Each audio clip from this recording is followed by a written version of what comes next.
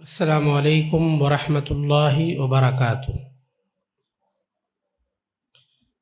الحمد للہ رب العالمین والعاقبۃ للمتقین والصلاة والسلام علی سید الانبیاء والمرسلین، اما بعد۔ اعوذ باللہ من الشیطان الرجیم، بسم اللہ الرحمن الرحیم۔ اللہ الذی خلقکم من ضعف ثم جعل من بعد ضعف قوة ثم جعل من بعد قوة ضعفا وشيبة يخلق ما يشاء وهو العليم القدير۔ وعن أبي هريرة رضي الله عنه قال قال رسول الله صلى الله عليه وسلم: المؤمن القوي خير وأحب إلى الله من المؤمن الضعيف وفي كل خير إلى آخر الحديث، رواه مسلم۔ محترم حاضرین مجلس، معزز خواتین اسلام اور ہمارا پروگرام دیکھنے والے تمام ناظرین و تمام خواتین، آج ہمارے ہفتہ واری پروگرام کا جو موضوع ہے وہ ہے جوانی اور نفس کی غلامی۔ میں نے ابھی آپ کے سامنے سورۃ الروم کی ایک آیت کریمہ، آیت نمبر 54 تلاوت کیا ہے۔ پہلے اس آیت کا ترجمہ آپ کے سامنے پیش کر دینا مناسب سمجھتا ہوں۔ اللہ رب العالمین نے ارشاد فرمایا: اللہ ہی ہے جس نے تمہیں کمزوری کی حالت میں پیدا کیا، پھر کمزوری سے اللہ تعالیٰ نے تمہیں قوت اور توانائی عطا فرمائی، اور پھر اللہ تعالیٰ نے قوت اور توانائی سے تمہیں کمزور کر دیا۔ یخلق ما یشاء، اللہ جیسے چاہتا ہے پیدا فرماتا ہے۔ وہو العلیم القدیر، اللہ ہر بات سے واقف ہے اور اللہ تعالیٰ بہت قدرت والا ہے۔ اللہ تعالیٰ نے اس آیت کریمہ میں انسانوں کے 3 مراحل کا تذکرہ کیا ہے: بچپن، جوانی اور بڑھاپا۔ انسانی سماج اس بات پر متفق ہے کہ محنت و عمل، ہمت و ولولہ، عزم و حوصلہ اور تخلیق و ابتکار کے لحاظ سے شباب اور جوانی کا مرحلہ بڑی اہمیت رکھتا ہے۔ مولانا ابوالکلام آزاد رحمۃ اللہ علیہ بیان فرماتے ہیں کہ جوانی میں بڑھاپے کی عافیت کے بجائے ولولہ خیزیاں ہوتی ہیں جو حیرت انگیز طریقے سے بلندی اور حق گوئی کی طرف ابھارتی۔ جوانی بڑی عظیم نعمت ہے، ہم تمام لوگوں کو اس کی قدر کرنی چاہیے۔ مختلف احادیث میں نبی کریم صلی اللہ علیہ وسلم نے جوانی کے مرحلے کی اہمیت اور اس کی قدر و قیمت کو اجاگر کیا۔ میں نے شروع میں آپ کے سامنے ایک حدیث پڑھی ہے، مسلم شریف کی حدیث ہے۔ رسول اللہ صلی اللہ علیہ وسلم بیان فرماتے ہیں، المؤمن القوی خیر و احب الی اللہ من المؤمن الضعیف۔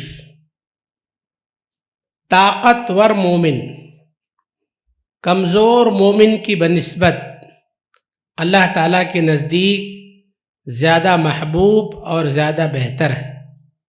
وفی کل خیر، بھلائی اور خیر ہر ایک مومن میں ہوتا ہے، مومن چاہے بوڑھا ہو، چاہے جوان ہو، چاہے بچہ ہو، بھلائی عمر کے ہر مرحلے میں ہوتی ہے، مگر جوانی کا مرحلہ بڑی اہمیت کی حامل ہوتا ہے۔ دیکھیں، جنت میں جب جنتی لوگ داخل ہوں گے تو وہاں تمام کے تمام جنتی جوان ہوں گے۔ اللہ کے نبی صلی اللہ علیہ وسلم بیان فرماتے ہیں، جنت میں جنتیوں کی عمر 30 سے 33 سال کے درمیان ہوگی، اور یہ 30 سے 33 سال والی جو عمر ہوتی ہے، یہ نعمتوں سے فائدہ اٹھانے والی بڑی بہترین عمر ہوتی۔ ماہرین اس بات کو مانتے ہیں کہ تمام نعمتوں سے کما حقہ فائدہ اٹھانے والی بڑی بہترین عمر ہوتی ہے۔ اس لیے جنت کے اندر جنتیوں کی عمر بھی 30 سے 33 سال کے درمیان ہوگی، گرچہ ان کا انتقال دنیا میں بڑھاپے میں ہوا ہو، مگر اللہ تعالیٰ ان کو بھی جوان بنا کر جنت میں داخل کرے گا۔ دیکھیں، نبی کریم صلی اللہ علیہ وسلم نے فرمایا کہ 7 خوش نصیب جو اللہ تعالیٰ کے عرش کا سایہ پائیں گے، جن کو قیامت کے دن اللہ کے عرش کا سایہ نصیب ہوگا، اس میں سے ایک وہ خوش نصیب نوجوان بھی ہوگا، وشاب نشأ فی عبادت اللہ، جس نے اپنی جوانی کو اللہ تعالیٰ کی عبادت میں گزارا ہوگا۔ ایسا جوان بڑا خوش نصیب، جہاں میدان محشر میں کوئی سایہ نہیں ہوگا، تو جن خوش نصیبوں کو اللہ تعالیٰ اپنے عرش کے سائے تلے جگہ عطا فرمائے گا، ان خوش نصیبوں میں وہ نوجوان بھی ہوگا جس نے اپنی جوانی کی اہمیت کو سمجھتے ہوئے جوانی کو اللہ تعالیٰ کی عبادت میں، اللہ اس کے رسول صلی اللہ علیہ وسلم کی اطاعت و فرما برداری میں گزارا ہوگا۔ دیکھیں، جوانی کی قدر کریں، قیامت کے دن جوانی کے بارے میں سوال کیا جائے گا۔ حضرت ابو برزہ اسلمی رضی اللہ عنہ بیان فرماتے ہیں کہ رسول اللہ صلی اللہ علیہ وسلم نے فرمایا، لا تزول قدم عبد حتی یسأل عن 5، قیامت کے دن بندے کے قدم اپنی جگہ سے ہل نہیں سکتے، ہٹ نہیں سکتے، جب تک کہ اس سے 5 سوالات نہ پوچھ لیے جائیں۔ امیر، غریب، چھوٹا بڑا، شہری، دیہاتی، حاکم، محکوم، ہر ایک سے میدان محشر میں سب کے سامنے یہ سوالات کیے جائیں گے اور اسے جواب دینا ہی ہوگا۔ پہلا سوال، عن عمرہ فیما افنا، پوری زندگی کے بارے میں ایک سوال ہوگا کہ تم نے اپنی زندگی کہاں گزاری، اپنی زندگی کے بیش قیمتی حصے کہاں فنا کیے، پوری لائف کے بارے میں ایک سوال۔ دوسرا سوال، زندگی کا جو قیمتی حصہ ہے جوانی، جوانی کے بارے میں سوال ہوگا۔ وعن شبابہ فیما ابلاہ، اپنی جوانی کو کہاں خرچ کیا، جوانی کو کس طرح سے گزارا، جوانی کے بارے میں ایک اسپیشل سوال ہوگا۔ مال کے بارے میں 2 سوالات ہوں گے۔ پہلا سوال مال کہاں سے کمایا، دوسرا مال کہاں خرچ کیا، پانچواں سوال علم کے بارے میں ہوگا، جتنا علم سیکھا اس کے مطابق کہاں تک عمل کیا۔ تو آپ غور کریں، ہر ایک سے ان کی جوانی کے بارے میں سوال کیا جائے گا قیامت کے دن، بند کمرے میں نہیں، صرف رشتہ داروں کے گھر والوں کے سامنے نہیں، بلکہ ایسے میدان میں جہاں دنیا کے پہلے انسان سے لے کر دنیا کے آخری انسان تک تمام لوگ موجود ہوں گے، کوئی غیر حاضر نہیں ہوگا، ہر ایک کے سامنے لوگوں کو ان پانچوں سوالات کا جواب دہ ہونا ہوگا۔ اس لیے ہمیں اللہ رب العالمین کے سامنے جواب دہ ہونے کے لیے تیار رہنا چاہیے اور اپنی جوانیوں کا صحیح استعمال کرنا چاہیے۔ میرے بھائیوں، معزز ماؤں اور بہنوں، ناظرین کرام، تاریخ اس بات پر گواہ ہے، تاریخ اس بات پر شاہد ہے، دنیا میں جتنے بھی انقلابات آئے، تمام انقلابات کے پیچھے نوجوانوں کی کوشش اور کاوش رہی ہے۔ قوموں نے ترقی کی ہے اور قوموں نے باطل سے پنجہ آزمائی کی ہے، یہ سب کچھ نوجوانوں کی کوششوں اور کاوشوں سے ممکن ہوا۔ یہ اور بات ہے، بزرگوں کی سرپرستی رہی ہے، ان کے مفید مشورے رہے ہیں، مگر انقلابات نوجوانوں کی وجہ سے آئے۔ آپ غور کیجئے، سورہ کہف الحمدللہ ہم سب جمعہ کے دن پڑھتے ہیں۔ سورہ کہف کے اندر اللہ تعالیٰ نے ذکر فرمایا ہے، انہم فتیۃ آمنوا بربہم وزدناہم ہدی۔ 9 نوجوان تھے، ان کے ساتھ ایک کتا تھا۔ ان کو یہ بات سمجھ میں آئی کہ دنیا کا خالق و مالک اللہ تعالیٰ ہی ہے، وہی عبادت کے لائق ہے۔ 9 کے 9 لوگوں نے قوم سے، بادشاہ وقت سے بغاوت کر دیا اور اپنے دین و ایمان اور جان کی حفاظت کے لیے پہاڑ کے ایک غار میں جا کر پناہ لے لیے، جہاں پر اللہ تعالیٰ نے ان کو 309 سال تک سلا دیا۔ انہی نوجوانوں کو اصحاب کہف کہا جاتا ہے۔ ان کے بارے میں اللہ نے کیا فرمایا؟ انہم فتیۃ آمنوا بربہم، وہ سب کے سب نوجوان تھے، وہ اپنے رب پر ایمان لائے، وزدناہم ہدی، ہم نے ان کی ہدایت میں مزید اضافہ کر دیا، ہم نے ان کا حوصلہ بڑھایا اور دین پر، ہدایت پر قائم رہنے کے لیے ہم نے جو انتظامات کرنے تھے ان کے لیے وہ انتظامات کیے۔ حضرت ابراہیم علیہ السلام پر غور کیجئے، ابراہیم علیہ السلام نے اکیلے دم پر پوری قوم سے دشمنی مول لیا، پوری قوم ایک طرف، بادشاہ وقت نمرود بھی اسی طرف، حتیٰ کہ اپنا سگا باپ بھی اپنا دشمن بنا ہوا ہے۔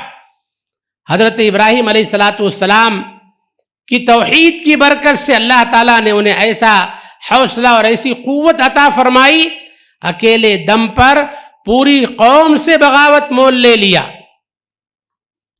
بت خانے میں گئے، بتوں کو توڑ دیا۔ جب تحقیق شروع ہوئی تو لوگوں نے کہا، قالوا سمعنا فتى يذكرهم يقال له ابراہیم، ہم نے سنا ہے ایک نوجوان، ہم نے سنا ہے ایک نوجوان کے بارے میں جو ہمارے معبودوں کا ذکر کرتا ہے، ہمارے معبودوں کو برا بھلا کہتا ہے۔ وہ کون ہے؟ فتن، نوجوان ہے، یقال له ابراہیم، جس کو ابراہیم کہا جاتا ہے۔ بہرحال فیصلہ ہو گیا، ابراہیم علیہ السلام کو بتوں کے توڑنے کے جرم میں آگ میں ڈال دیا گیا۔ حضرت ابراہیم علیہ السلام نے اللہ سے دعا کیا، حسبنا اللہ ونعم الوکیل، اللہ ہمارے لیے کافی ہے، اللہ بہترین مددگار ہے۔ اللہ تعالیٰ نے آگ سے کہا، یا نار کونی بردا وسلاما علی ابراہیم، اے آگ ابراہیم پر تو سلامتی، ٹھنڈی اور سلامتی والی ہو جا۔ جانتے ہیں اس وقت ابراہیم علیہ السلام کی عمر کتنی تھی؟ مفسرین کرام لکھتے ہیں کہ اس وقت ابراہیم علیہ السلام صرف 16 سال کے تھے۔ کتنے سال؟ 16 سال کے تھے۔ 16 سال کے نوجوان اللہ تعالیٰ نے انہیں امام الموحدین بنایا، تمام توحید پرستوں کا امام بنایا۔ توحید کی برکت سے اللہ تعالیٰ نے ان کو ایسی قوت عطا فرمائی کہ اکیلے دم پر پوری قوم سے مقابلہ کیا، بادشاہ وقت سے مقابلہ کیا، کوئی ان کا ساتھ دینے والا نہیں، ان کے اوپر صرف اور صرف اللہ کی رحمتوں کا سایہ تھا۔ تو بتانے کا، کہنے کا مقصد یہ ہے کہ تاریخ اس بات پر گواہ ہے، دنیا میں جتنے بھی انقلابات آئے سب نوجوانوں کی کاوشوں سے ممکن ہوا۔ تو نوجوانوں کو اپنی جوانیوں کی قدر کرنی چاہیے۔ آج ہمارا معاملہ کیا ہے؟ آج ہماری جوانیاں کہاں گزر رہی ہیں؟ جوانی کے قیمتی اوقات کہاں گزر رہے ہیں؟ ہوٹل بازیوں میں، چوراہوں پر، موبائل اور انٹرنیٹ کے پیچھے ہم اپنی زندگی کا بیش قیمتی حصہ تباہ کر دے رہے ہیں۔ ہم اور آپ اس بات سے اچھی طرح واقف ہیں۔ آج معاملہ ایسا ہے، ہماری زبان کو ہم کو لذت نہیں مل رہی ہے۔ زبان کو راحت پہنچانے کے لیے آج ہمارے نوجوان 200 کلومیٹر کا سفر کر کے مندی بریانی کھانے، شہر کے لوگ دیہاتوں میں جا رہے ہیں، دیہات کے لوگ شہروں کا رخ کر رہے ہیں۔ ہماری راتیں گپ شپ میں ضائع اور برباد ہو رہی ہیں۔ یہی ہے نفس پرستی، یہی ہے نفس پرستی، خواہش پرستی، اپنی خواہشات کے پیچھے لگ جانا، اپنی خواہشات کے پیچھے اپنی زندگی تباہ و برباد کر دینا۔ صحابہ کرام رضوان اللہ علیہ مجمعین کی زندگیوں میں غور کیجئے، ہر میدان میں نوجوان آگے آگے رہتے تھے۔ جنگ کا میدان دیکھ لیجئے، حضرت علی، حضرت خالد بن ولید، حضرت سعد اور حضرت سمرہ بن جندب، حضرت حمزہ اور دیگر نوجوان یہ جنگ کے میدان میں ہمیشہ آگے آگے رہتے تھے۔ علمی میدان دیکھیے، حضرت ابو ہریرہ، حضرت عبداللہ ابن مسعود، حضرت عبداللہ ابن عمر، حضرت عبداللہ ابن عباس، عبداللہ ابن زبیر، حضرت انس، حضرت عائشہ رضی اللہ عنہم، یہ سب علمی میدان میں آگے رہتے تھے۔ سیادت، قیادت، سرداری کا میدان ہو، سیاست کا میدان ہو، اس میں بھی صحابہ حضرت سعد بن ابی وقاص، ابو موسیٰ اشعری، امیر معاویہ اور دیگر صحابہ آگے آگے رہتے تھے۔ تو اس وقت کے، اس دور کے نوجوان چاہے جنگ کا میدان ہو، چاہے علمی میدان ہو، چاہے سیاست کا میدان ہو، ہر میدان میں آگے رہتے تھے۔ آج ہمارا معاملہ اس کے بالکل برعکس ہے۔ آج ہم اپنے نفس کے غلام بن چکے ہیں۔ ہمارا دل جو کہتا ہے بس اپنی والی کرنے کی کوشش کرتے ہیں۔ سورہ فرقان میں اللہ کا فرمان ہے، سورہ فرقان آیت نمبر 41 اللہ کا فرمان ہے، ارأیت من اتخذ الہہ ہواہ افانت تکون علیہ وکیلا۔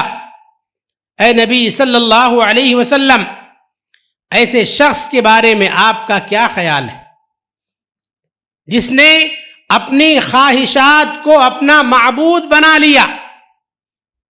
ایسے شخص کے بارے میں آپ کیا کہتے ہیں جس نے اپنی خواہشات کو اپنا غلام بنا لیا، اپنا معبود بنا لیا؟ افانت تکون علیہ وکیلا، کیا آپ ایسے شخص کی کوئی مدد کر سکتے ہیں؟ کیا آپ ایسے شخص کی کوئی ذمہ داری لے سکتے ہیں؟ جو بندہ نفس کا غلام بن گیا ہو، رب کا غلام بننے کے بجائے، رب کو اپنا معبود بنانے کے بجائے خواہشات نفس کو اپنا معبود بنا لے، خواہشات نفس کا غلام بن جائے، اللہ تعالیٰ فرما رہا ہے افانت تکون علیہ وکیلا، اے نبی صلی اللہ علیہ وسلم کیا آپ ایسے شخص کی ذمہ داری لے سکتے ہیں؟ ہرگز نہیں لے سکتے، ہرگز نہیں لے سکتے ہیں۔ ایسے شخص کو اللہ رب العالمین کے عذاب سے ہی دوچار ہونا ہے۔ تو جوانی کی قدر و قیمت کو سمجھنا چاہیے۔ نفسانی خواہشات کی پیروی علماء نے اس کو شرک قرار دیا ہے، شرک ہے۔ اللہ اور اس کے رسول صلی اللہ علیہ وسلم کے فرامین کو چھوڑ کر صرف اپنی نفس کی بات ماننا، خواہش کو ہمیشہ آگے رکھنا، اہل علم نے اس کو شرک قرار دیا ہے۔ یہ شرک ہے۔ لا الہ الا اللہ، اللہ رب العالمین کو حقیقی معبود سمجھنے کے بجائے خواہشات کو معبود سمجھنا یہ شرک ہے۔ اس سے فوری طور پر توبہ کرنا چاہیے اور اللہ اور اس کے رسول صلی اللہ علیہ وسلم کا تابع و فرما بردار بن کر زندگی گزارنے کی کوشش کرنا چاہیے۔ دیکھیے، خواہشات کی پیروی یا نفس کی غلامی اسی کو کہتے ہیں۔ مثال کے طور پر فجر کی نماز کا وقت ہو گیا، نرم گداز بستر میں آرام سے پڑے ہوئے ہیں، سوئے ہوئے ہیں، اذان ہو گئی، نفس یہ کہتا ہے سو جا پیارے، سو جا، تجھے ڈیوٹی پہ جانا ہے، فجر پڑھنے جائے گا، آدھا گھنٹہ 1 گھنٹہ تیرا یوں ہی ضائع ہو جائے گا، سو جا، تھوڑا سا سو جائے گا تو یہی سونا ڈیوٹی میں تیرے لیے فائدے مند ثابت ہوگا، سو جا، مت اٹھ، ٹھنڈ برداشت کرے گا، راستے کی تکلیف برداشت کرے گا، اس سے بہتر ہے تو 7-8 بجے تک آرام سے سو جا، تیرا دن بھر صحیح سے گزرے گا۔ یہ کون کہتا ہے؟ نفس کہتا ہے۔ اور اللہ اور اس کے رسول صلی اللہ علیہ وسلم کا فرمان کیا ہے؟ اذان کی آواز کان میں پڑے فوراً اٹھ جاؤ، نماز کی تیاری کرو، نماز کا اہتمام کرو، نماز کی پابندی کرو۔ ایک طرف اللہ اور اس کے رسول صلی اللہ علیہ وسلم کا حکم ہے اور دوسری طرف ہمارا نفس کیا کہہ رہا ہے۔ اگر اللہ اور اس کے رسول صلی اللہ علیہ وسلم کے حکم کو ہم نے پشے پشت ڈال دیا، نفس کی بات مان لی، تو یہی ہے نفس پرستی، یہی ہے نفس کی غلامی، یہی ہے خواہش پرستی، اور اسی کو اہل علم نے قرآن مجید کی روشنی میں شرک قرار دیا ہے۔ دیکھیے، ایک آدمی تاجر ہے، کاروبار کرتا ہے، کاروبار صحیح ڈھنگ سے نہیں چل رہا ہے، اس کو سود دینے کی ضرورت پڑتی ہے، سودی کاروبار میں پڑنے کا مسئلہ آتا ہے۔ اللہ تعالیٰ نے سود کو قرآن مجید میں سختی سے حرام کیا ہے۔ ایک طرف اللہ کا حکم ہے اور دوسری طرف آج کی مارکیٹ یہ کہتی ہے کہ اگر ترقی کرنا ہے تو پھر سود سے یاری اور دوستی کرنی ہی پڑے گی، بغیر سودی کاروبار میں ملوث ہوئے تم ترقی نہیں کر سکتے۔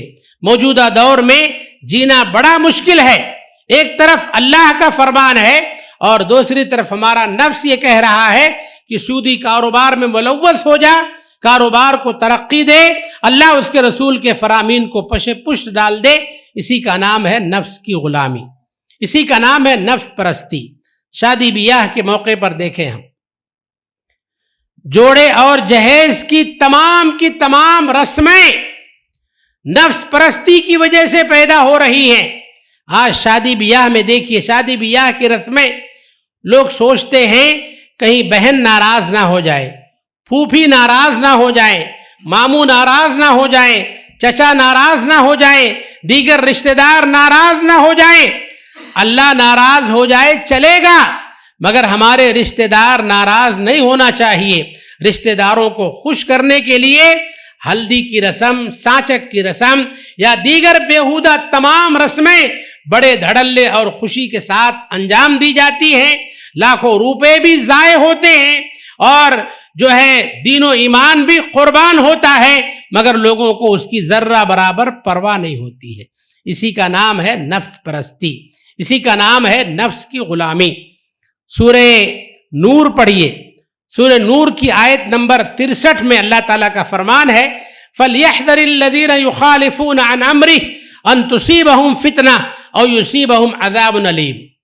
جو لوگ اللہ کے رسول صلی اللہ علیہ وسلم کے حکم کی مخالفت کرتے، اللہ کے رسول صلی اللہ علیہ وسلم کے حکم کی کھلم کھلا مخالفت کرتے، ایسے لوگوں کو ڈرنا چاہیے کہیں ان پر کوئی آفت نہ آ پڑے، دنیاوی کوئی مصیبت نہ آ پڑے، یا انہیں دردناک عذاب میں مبتلا نہ کر دیا جائے۔ ایسے لوگوں کو ڈرنا چاہیے، خوف کھانا چاہیے۔ اللہ کے رسول صلی اللہ علیہ وسلم کی سنت کی مخالفت سے بچنا چاہیے۔ میرے بھائیوں، معزز ماں اور بہنوں، نفس پرستی، خواہش پرستی، نفس کی غلامی بہت بڑی وبا ہے۔ حدیث ہے، اللہ کے نبی صلی اللہ علیہ وسلم بیان فرماتے ہیں، لا یؤمن احدکم حتی یکون ہواہ تبعا لما جئت بہ۔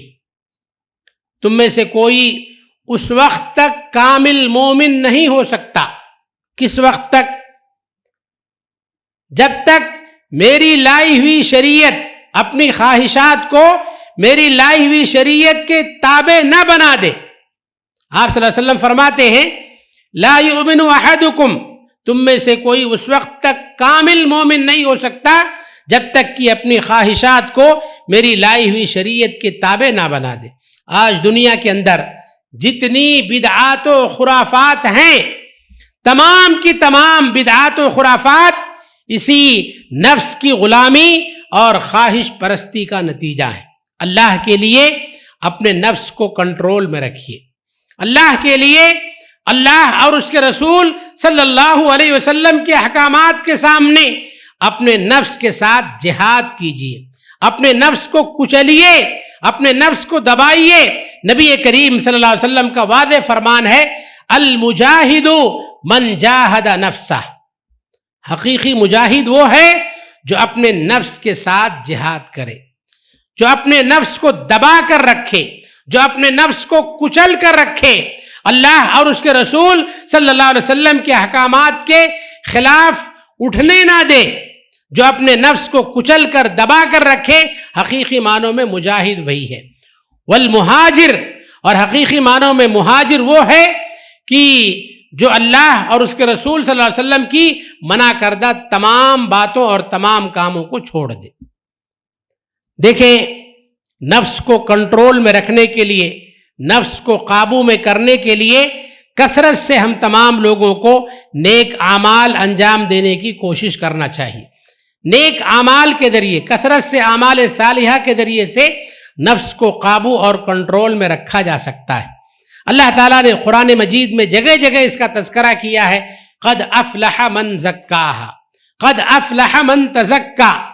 ایسا شخص کامیاب ہے جس نے اپنے نفس کا تزکیہ کیا، نفس کو پاک و صاف کیا، نفس کو برائیوں سے، آلائشوں سے، گندگیوں سے، شرک سے، بدعات و خرافات سے پاک و صاف رکھا۔ ایسا شخص حقیقی معنوں میں دنیا میں بھی کامیاب اور آخرت میں بھی کامیاب ہے۔ نبی کریم صلی اللہ علیہ وسلم نفس کو کنٹرول میں رکھنے کے لیے، نفس کو قابو میں رکھنے کے لیے اللہ تعالیٰ سے خصوصی دعاؤں کا اہتمام کرتے تھے۔ ہم تمام لوگوں کو ان دعاؤں کا بھی اہتمام کرنا چاہیے۔ اللہ کے نبی صلی اللہ علیہ وسلم کی بڑی جامع دعا ہے، آپ دعا کرتے تھے، اللہم آتی نفسی تقواہا، اے اللہ تو میرے نفس کو اس کا تقوی عطا کر، میرے نفس کو تیرا ڈر، تیرا خوف، تیرا تقوی اور پاکیزگی عطا کر۔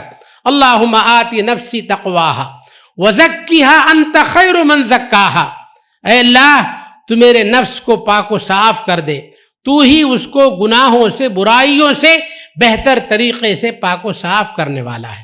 تو اللہ کے نبی صلی اللہ علیہ وسلم نفس کی طہارت، نفس کی پاکیزگی اور نفس کو خواہشات کی پیروی سے بچانے کے لیے اللہ تعالیٰ سے خصوصی دعاؤں کا اہتمام کرتے تھے۔ صبح و شام اللہ کے نبی صلی اللہ علیہ وسلم ایک دعا پڑھتے تھے، بڑی جامع دعا ہے، یا حی یا قیوم برحمتک استغیث۔ صبح و شام کے اذکار میں سے ہے، یا حیو، اے زندہ رہنے والی ذات، یا قیوم، اے لوگوں کو تھام کر رکھنے والی ذات، برحمتک استغیث، میں تیرے رحمت کے حوالے سے تجھ سے مدد طلب کرتا ہوں۔ اس کے بعد آپ صلی اللہ علیہ وسلم پڑھتے تھے، اسی میں ایڈ کرتے تھے، اصلح لی شانی کلہ، اے اللہ میرے تمام معاملات کو درست کر دے، میرے تمام معاملات کو درست کر دے، ولا تکلنی الی نفسی طرفۃ عین، اے اللہ پلک جھپکنے کے برابر تک بھی تو مجھے میرے نفس کے حوالے نہ کر، پلک جھپکنے کے برابر تک بھی مجھے میرے نفس کے حوالے نہ کر۔ نفس کی غلامی سے اللہ میری حفاظت فرما۔ اللہ کے نبی صلی اللہ علیہ وسلم صبح میں بھی اور شام میں بھی اس مخصوص دعا کا اہتمام کرتے تھے۔ تو اپنے طور پر ہم نفس کی غلامی سے بچنے کے لیے محنت کریں، کوشش کریں، نیک اعمال کا ذخیرہ جمع کریں، اور نفس کی اصلاح کے لیے، نفس کی صفائی کے لیے اور نفس کو خواہشات کی غلامی سے بچانے کے لیے اللہ رب العالمین کے حضور خصوصی دعاؤں کا بھی اہتمام کریں۔ دیکھیں، نفس پرستی یا نفس کی غلامی، خواہشات کی غلامی کا سب سے برا نتیجہ کیا ہے؟ جہنم۔ مشہور حدیث ہے، کئی مرتبہ ہم نے حدیث سنی ہوگی۔ حضرت انس رضی اللہ عنہ بیان فرماتے ہیں، حفت الجنت بالمکاری وحفت النار بالشہوات، جنت کو ناپسندیدہ چیزوں سے گھیر دیا گیا ہے، جنت کو ناپسندیدہ چیزوں سے گھیر دیا گیا ہے۔ مطلب یہ ہے کہ جنت میں لے جانے والے جو اعمال ہیں وہ عام طور پر انسانی طبیعت کو اچھے نہیں لگتے۔ اپنی گاڑھی کمائی خرچ کرنا، فجر کے لیے اٹھنا، ہمیشہ سچ بولنا، حرام کاروبار سے بچنا، اور مروجہ بدعات اور رسوموں سے بچنا، یہ ساری چیزیں عام طور پر انسانی طبیعتیں پسند کرتی ہیں۔ اللہ کے نبی صلی اللہ علیہ وسلم فرماتے ہیں، جو چیزیں عام طور پر انسانی طبیعتوں کو ناپسندیدہ ہوتی ہیں، ایسی چیزوں سے جنت کو گھیر دیا گیا ہے۔ ان چیزوں کا جو ہے ہم ارتکاب کریں گے، اپنے نفس کو مار کر ان اعمال کو انجام دیں گے، جنت ہمارے لیے آسان ہوگی۔ وحفت النار بالشہوات، جہنم کو شہوات سے، خواہشات نفس سے گھیر دیا گیا ہے۔ جہنم کو ایسی چیزوں سے کور کر دیا گیا ہے جو چیزیں عام طور پر ہماری طبیعت کو اچھی لگتی ہیں، جو چیزیں ہماری طبیعت کو پسند آتی ہیں، اچھی لگتی ہیں، ایسی چیزوں سے جہنم کو گھیر دیا گیا ہے۔ تو اگر ہم ایسی چیزوں کے پیچھے پڑیں گے، جہنم میں داخلہ ہمارے لیے آسان ہو جائے گا۔ نفس کی غلامی اور خواہشات کی پیروی کا آخری انجام کیا ہے؟ جہنم ہے۔ اللہ کے نبی صلی اللہ علیہ وسلم نے اس حدیث میں ہم تمام لوگوں کو جہنم سے ڈرایا ہے۔ چونکہ جوانی کی، نوجوانوں کی اور نفس کی غلامی کی بات ہو رہی ہے، آخری حدیث کے طور پر ایک حدیث پیش کر کے میں اپنی بات ختم کروں گا انشاءاللہ۔ ابن ماجہ کی صحیح حدیث ہے، حضرت ثوبان اللہ کے رسول صلی اللہ علیہ وسلم کے غلام، آزاد کردہ غلام، وہ اس حدیث کے راوی ہیں۔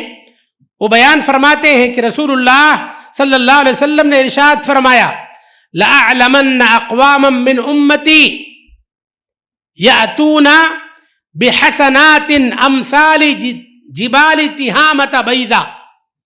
اللہ کے نبی صلی اللہ علیہ وسلم فرماتے ہیں، میں اپنی امت میں سے ایسے لوگوں کو جانتا ہوں جو ابھی موجود نہیں ہیں، اس وقت کی بات کہہ رہے ہیں اللہ کے نبی صلی اللہ علیہ وسلم، میں اپنی امت میں سے ایسے لوگوں کو جانتا ہوں جو تہامہ کے پہاڑوں کے مانند بڑی بڑی نیکیاں لے کر آئیں گے، بڑے بڑے نیک اعمال لے کر آئیں گے، فَيَجْعَلُهَا اللَّهُ هَبَاءً مَنْثُورًا، ان کے بڑے بڑے حسنات کو، بڑی بڑی نیکیوں کو اللہ تعالیٰ اڑتے ہوئے ذرات کے مانند بنا دے گا، اڑتے ہوئے گرد و غبار کے مانند اللہ تعالیٰ بنا دے گا، ان کی نیکیوں کو بے وقعت اور بے حیثیت بنا دے گا، ان کی نیکیاں ضائع اور برباد ہو جائیں گی، اتنی بڑی بڑی نیکیوں پر انہیں کوئی ثواب نہیں ملے گا۔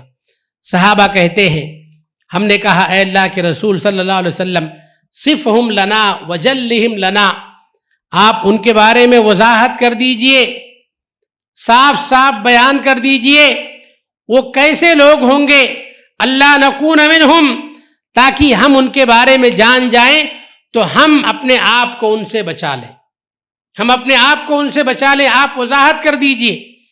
اللہ کے رسول صلی اللہ علیہ وسلم نے فرمایا، سنو، ہم اخوانکم ومن جلدتکم، دیکھو وہ تمہارے ہی بھائی ہوں گے، تمہاری ہی قوم کے لوگ ہوں گے، یصلون کما تصلون، وہ بھی اسی طرح نماز پڑھیں گے جیسے تم نماز پڑھتے ہو، وہ بھی راتوں میں اٹھ کر تہجد گزاری کریں گے جیسے تم تہجد گزاری کرتے ہو.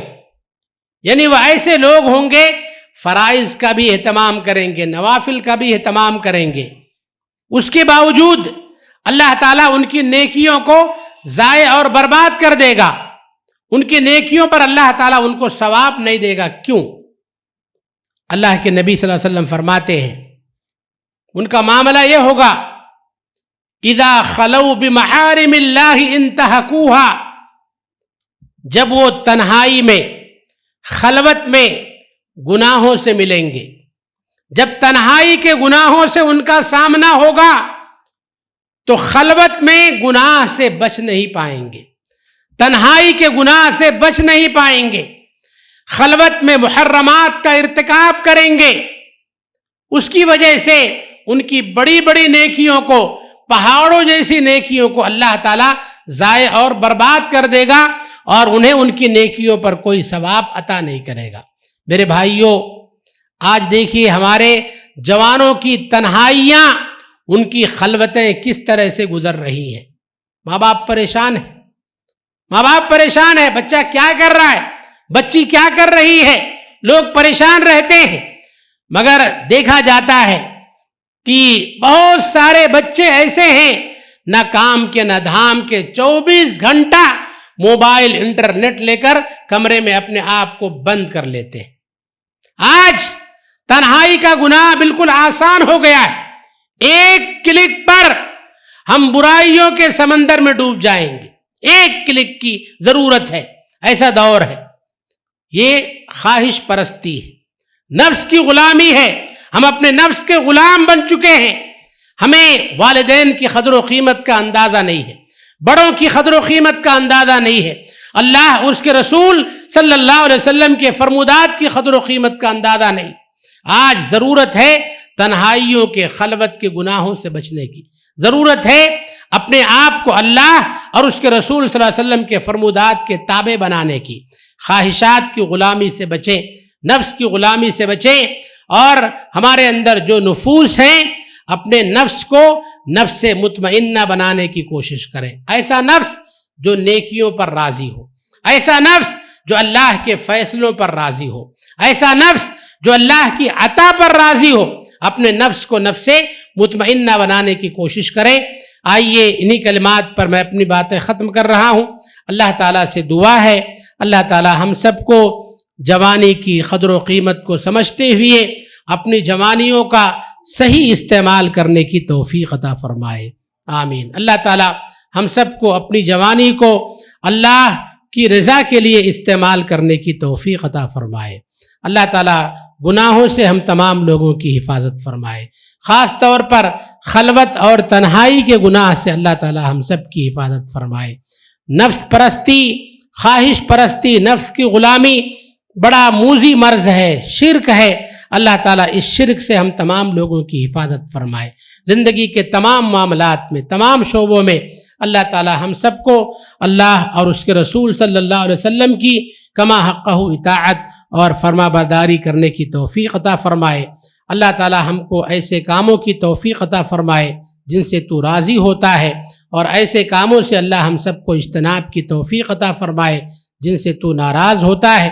جب تک اللہ ہم کو زندہ رکھے صحیح مسلمان بن کر زندگی گزارنے کی توفیق عطا فرمائے. ہمارا خاتمہ ہو تو ایمان بالخیر پر ہو. اقول قولی ھذا استغفر اللہ لی ولکم ولسائر المسلمین فاستغفروہ انہ هو الغفور الرحیم. وآخر دعوانا ان الحمد للہ رب العالمین.